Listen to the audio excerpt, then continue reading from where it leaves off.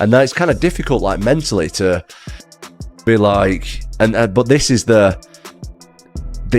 fight against Jon Jones. Like, not the fight is another thing. Yeah. This is the tricky bit where I really have to stay switched on, stay motivated, and I'm trying my best. Just for an update, Tom Aspinall said that he's getting frustrated waiting.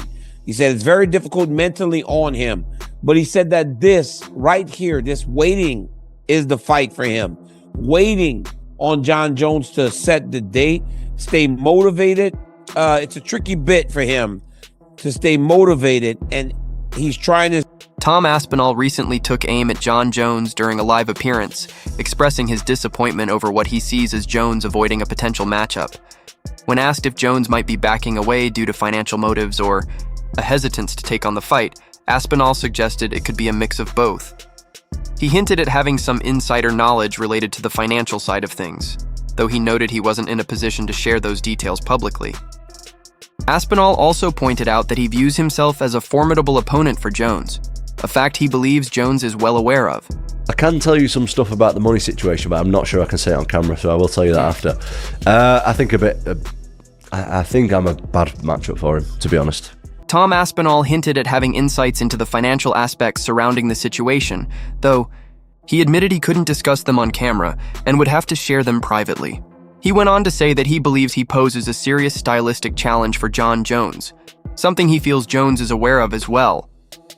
Despite the tension, Aspinall made it clear that he holds respect for Jones and understands the choices he's making. He clarified that his motivation isn't personal. It's about seizing the championship and proving himself as the top contender in the division. For Aspinall, it's all about legacy, not grudges. I honestly can see Jon's point of view. I get it. Yep. I get it. It's just about the title for me. Yep. I just want the title, that's it. Yep. Does nothing else really matter. So, yeah, I get it completely. Get his point of view. Get what everybody's saying. Completely understand. I just want to prove. Daniel Cormier recently weighed in on Tom Aspinall's situation, acknowledging the mental toll the long wait for a fight has taken. According to Cormier, Aspinall is growing, increasingly frustrated as he waits for Jon Jones to confirm a date. He noted that the waiting period feels like a battle in itself, testing Aspinall's motivation and resolve. Cormier emphasized that while Aspinall is doing his best to stay focused, the lack of progress makes it challenging. All Aspinall wants is to get back in the cage, but with no fight officially scheduled, the uncertainty is taking its toll. On the flip side, Cormier shared that Jon Jones has stated he knows exactly what he's doing and does intend to face Aspinall. There's growing anticipation among fans, especially with talk of the fight potentially taking place at the iconic Madison Square Garden in New York City. Update, Tom Aspinall said that he's getting frustrated waiting. He said it's very difficult mentally on him, but he said that this right here, this waiting is the fight for him. Waiting on Jon Jones to set the date, stay motivated. It's a tricky bit for him to stay motivated, and he's trying his best, but at times it gets very difficult knowing that he wants to fight, but he's not getting the fight right now, especially. But Jones did say that he knows what he's doing, and he will fight Tom Aspinall. So at least we have that to look forward to at some point. Hopefully, Madison Square Garden in New York City. Tom Aspinall has opened up about the psychological challenges he's facing during this period of inactivity. Interestingly, he shared that even though he's previously endured a more serious injury, that time was mentally easier to cope with. The key difference, he explained, was structure. During his recovery, there was a clear roadmap with defined milestones, such as when he could begin grappling again or hit certain rehab targets. Having those benchmarks gave him something to aim for and kept his spirits up, even when others were concerned about his mindset. Back then, the clarity of the process made everything feel manageable. Been almost a year inactive with no prospects of anything apart from weight. Yeah. So now is actually a little bit more of a tricky time for me mentally than it was then. Even because though you had a reason for escaping from the cage. Even people then were like, you know, people was like, are you okay? Like, how are you dealing with coming back and stuff like that? And I was like, yeah, I'm good. Like, I've got this to look forward to. You know, the doctors say I've got to do this in 2 weeks, or in 2 months I can start grappling. And, you know, I constantly had like little goals that I could like work towards. Whereas now it's just like, right, just be ready. And now the situation is quite different for Aspinall. He admitted that the current phase is far more mentally taxing because there's no clear timeline or concrete plan. Instead of working towards specific goals, he's simply being told to stay ready, without knowing what exactly he's preparing for or when the opportunity will come. That uncertainty has been the most difficult part to manage. Although Aspinall fully recognizes that a potential fight against Jon Jones would be a career-defining moment, the lack of clarity has made it challenging to maintain focus. He continues to train and stay in shape, but he confessed that staying mentally strong each day is a real struggle. It's kind of difficult, like mentally, to be like, but this is the fight against Jon Jones. Like, not the fight is another thing. Yeah. This is the tricky bit where I really have to stay switched on, stay motivated, and I'm trying. Meanwhile, Robert Whittaker has also voiced his frustration over the prolonged anticipation surrounding the potential Jon Jones versus Tom Aspinall fight. At this point, Whittaker admitted he's simply tired of the whole situation. He expressed fatigue over the non-stop buzz, media interviews, and constant attempts to capture sound bites or reactions related to the matchup. For Whittaker, what was once an exciting prospect has now become more of an annoyance than anything else. Honestly, who cares now? Yeah, true. Like, I'm done. I'm done with waiting. It's like, yeah, it's like Elder Scrolls 6, dude. It's just like, you know what I mean? Just, you gotta have to play something else, man. Yeah. Like, I'm done. And honestly, everyone nagging him and poking at him and trying to get clips and stuff is worse for me. Like, they're like, yeah, it's way worse for me. It's just, I'm done. Whittaker also raised concerns about Jon Jones still retaining the UFC title, despite such a lengthy period of inactivity. He recalled initially defending Jones, believing that a champion deserved time and respect without being rushed. However, Whittaker now feels the situation has dragged on too long and that Jones is taking advantage of his position. He highlighted the fact that Tom Aspinall hasn't fought in nearly a year, something he called unacceptable for a top-tier heavyweight contender. I get it. I don't know how Jones still holds the title, honestly. Like, I know I mentioned when we first started speaking about this many moons ago, how I was like, no one's stripping Jones. You can't do that to him. But mate, come on, you take it. you take it. You know, I was like, but let alone just. I know. How long's it been since Tom's fought last? Man, almost a year. Almost a year. It's actually insane. Demetrius Johnson also weighed in on the potential Jon Jones versus Tom Aspinall matchup, calling it a high-risk move for Jones. He highlighted several key advantages Aspinall brings to the table: youth, explosive athleticism, and serious knockout power. What makes Aspinall especially dangerous, Johnson noted, is the unpredictability of his style. With limited footage available on how others handle him, preparing for Aspinall presents a unique challenge.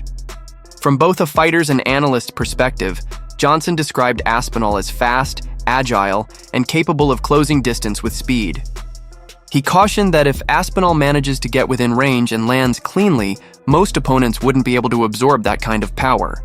A loss to someone like Aspinall, Johnson added, could dramatically shift the landscape, instantly catapulting him into stardom, especially considering Jon Jones's legendary status in the sport.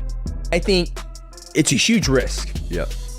It's a huge risk. You're younger, you're athletic, you hit hard, you pose problems.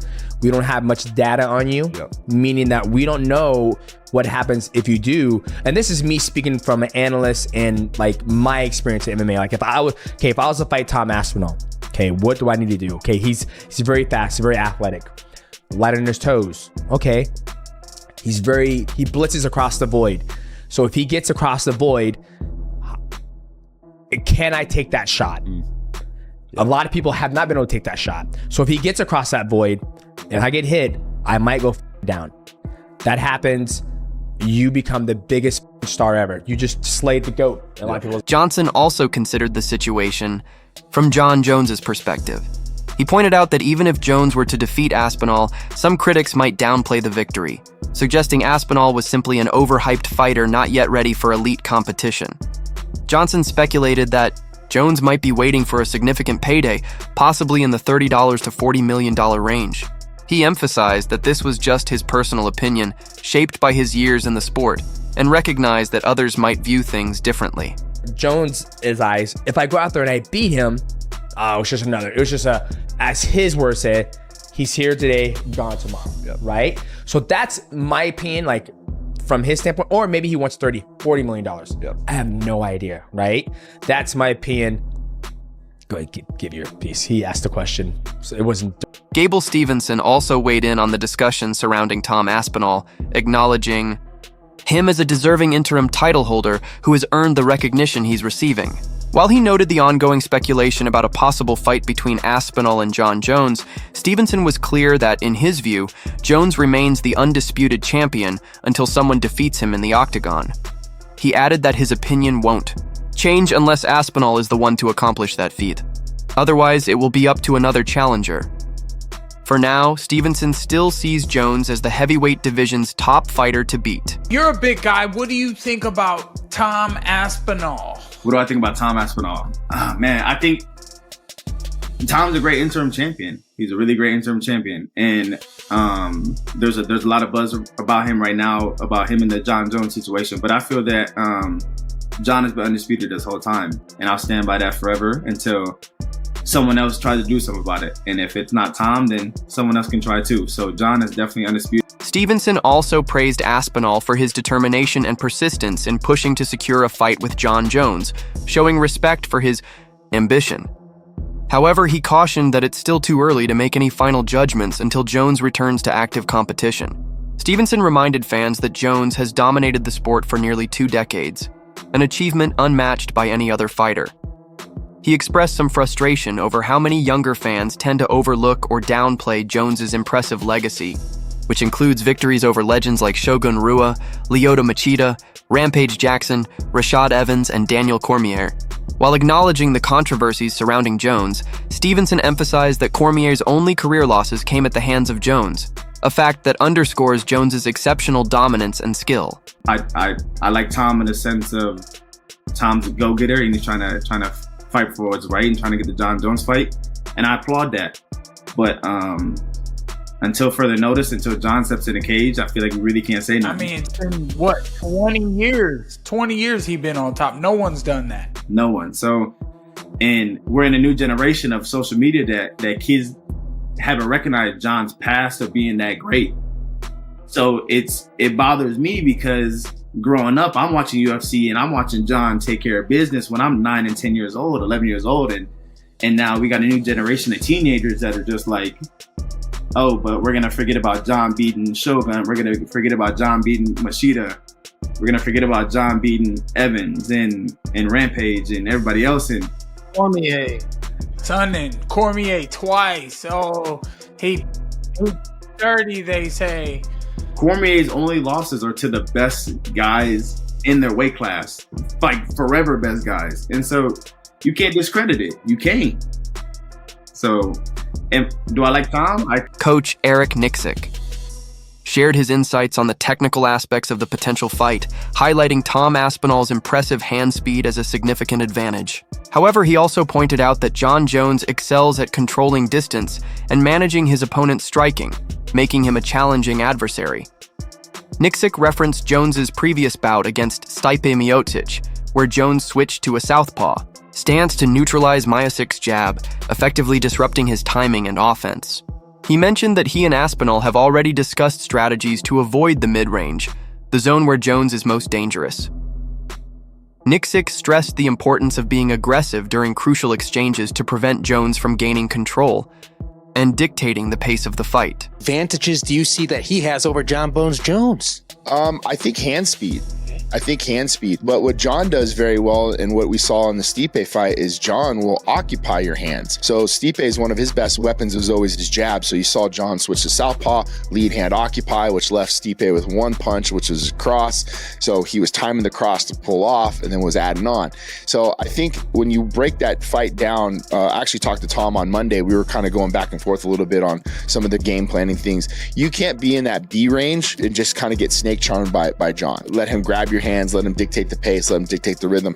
You have to be hyper aggressive in those positions, and I think that's what Tom would have to do in that. Rampage Jackson expressed immense respect for Jon Jones, stating that he doesn't believe anyone can beat him. Reflecting on their own past fight, Rampage acknowledged that despite being in peak condition, he still fell short against Jones. While he recognizes Tom Aspinall's skill and potential, Rampage doesn't see him as a serious threat to Jones. He also mentioned hearing that Jones plans to spend around 6 months preparing specifically for Aspinall, likely dedicating that time to studying Aspinall's unique style and depth. Rampage praised Jones's exceptional fight IQ, even calling him the Neo of MMA for his unmatched ability to read and control fights like no one else in the sport. Jon Jones back in the day, people are why you only bringing up my losses? People are all talking about Jon Jones versus Tom Aspinall. How do you see that fight going? You got Tom or you got Jon? Man, I don't think there's nobody on this planet that can beat Jon Jones because I was in there with him. I was at my best, and I've never lost a fight at my best until Jon Jones. And no disrespect to Tom Aspinall, but he a good fighter. You know what I'm saying? I think he's probably second best out there, but I don't see him. You think Jon Jones finishes him? I think Jon Jones is just a real smart fighter. I heard something like he want to take 6 months before he fight Aspinall. I think it's because he want to study him. He want to break him down. Right. Jon Jones ain't no fool. He's probably one of the smartest fighters out there. I say he like Neo. He's Neo. Stipe Miocic offered some strategic advice for Tom Aspinall, emphasizing how crucial it is not to let Jon Jones control the pace of the fight. He noted that this guidance isn't just specific to Jones, but applies to any opponent. According to Miocic, letting someone else dictate the rhythm and space inside the octagon is a major error that often leads to defeat. He described it as one of the most significant mistakes a fighter can make. I know, 100%. I think also, too, is that you just don't let them dictate what you want. So there's any fighter, not just Jon Jones, any fight, don't let them dictate what they want to do. Because you let them do what they want, that's the end of the road for you. Miocic also praised Jon Jones as one of the smartest and most unpredictable fighters in the sport. Drawing from his own experience, he cautioned Aspinall against making mistakes like taking heavy body shots. At the same time, Miocic acknowledged Aspinall's impressive strengths, his power, movement, composure, and ability to remain calm under pressure. He believes that if Aspinall can maintain focus and avoid getting caught up in Jones's rhythm, he stands a solid chance of success. And with Jones, he's as good as one of the best of all time, if not the best of all time. He's just smart, real tricky. What's the best advice you'd give Tom Aspinall? Don't do what I did. Avoid the liver shot. Yeah, what are you gonna do? But I think Tommy, that guy, he's super tough, and he hits hard, he moves well, he's a big man. I think that he stays calm on the situation, and whatever happens, he just stays calm. I think he'll be fine. He picks his shots, he's smart what he does, and I think he'll do. Georges St-Pierre shared his perspective on Jon Jones, describing him as potentially the greatest MMA fighter ever.